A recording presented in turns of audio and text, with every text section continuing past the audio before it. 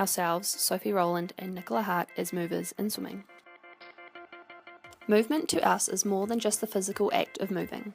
It is a medium for displaying our individuality through actions and shapes that we move our bodies into. Movement is necessary in daily life for routine tasks as well as a way of expressing yourself. In Nicola and my case, we do this through our sports. Our DMA is about the sport of swimming, which we chose to do because it means something different to both of us, and we thought it would be interesting to compare and contrast these two views.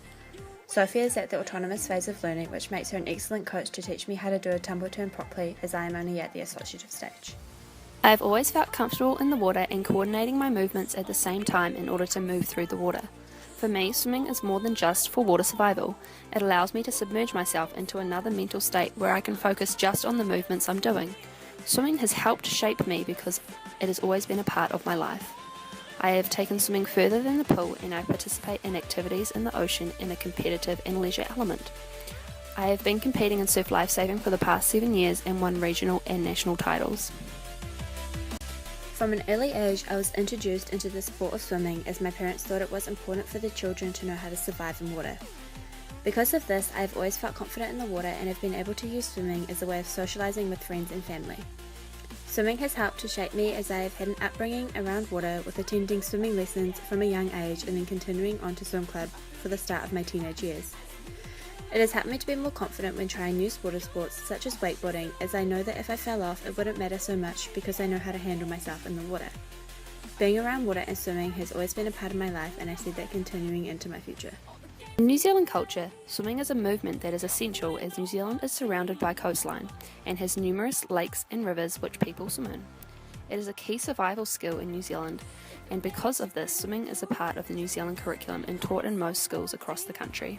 The movement within swimming which we decided to analyse was a tumble turn. A tumble turn is used when finishing at length as a turnaround at the end of the pool to go back in the other direction, rather than stopping at the end, which makes this sufficient use of energy. It is a closed skill as it does not depend on changing environmental factors. It is a gross motor movement as it uses numerous muscle groups to complete the turn. This skill is a discrete skill as it has a clear start and finish to the action. The way the tumble turn is executed can determine whether or not a person wins a race, which is why it is an essential skill for swimming. Through epistemology, we can break down the tumble turn into 6 subroutines. First, accelerate your kick and take your final breath when approaching the tee at the bottom of the pool. Second, at the tee, take your final stroke and bring your arms to your side. Third, tuck your chin into your chest and use the forward momentum to begin the tumble while continuously breathing out through your nose. Fourth, bring your knees into your chest and plant your feet on the wall at the end of the rotation. Fifth, with your knees bent and pulled into your chest, push off from the wall while at the same time bringing your arms behind your head into the streamlined position. And lastly, perform 6 butterfly or dolphin kicks away from the wall while turning back onto your front before beginning freestyle again.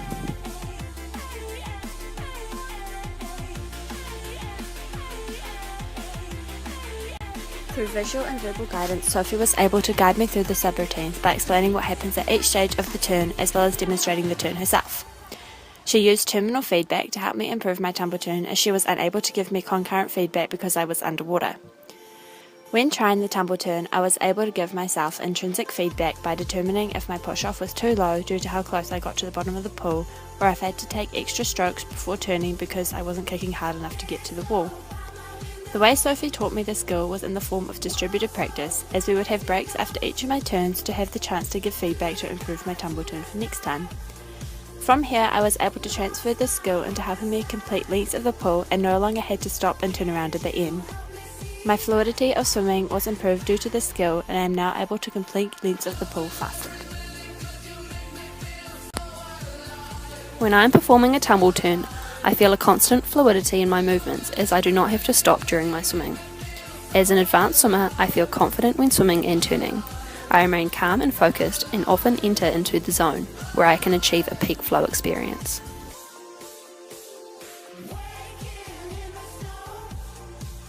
Before undergoing the teaching from Sophie, the expression of the emotion that the tumble turn created for me was a bit of nervousness, as I was not sure how my push-off would be or how it would feel to be upside down underwater. After the teaching, I was more confident to complete the turn and can see how it is helpful for continuing the momentum of swimming rather than stopping and starting again. When comparing my tumble turn to Nicola's, we can see that I am more confident and know exactly how to execute the tumble turn as I approach the wall with more purpose and speed. My turnaround is faster and the trajectory of my push-off is closer to the surface of the water, which means I am at lesser risk for pushing off and hitting the bottom of the pool. When Nicola completes a tumble turn, she is less aware of how close or far away she needs to be to the wall to get an optimal push-off. This means that sometimes when she completes her turn, her push-off and trajectory is too deep and it takes her too long to surface and continue swing freestyle.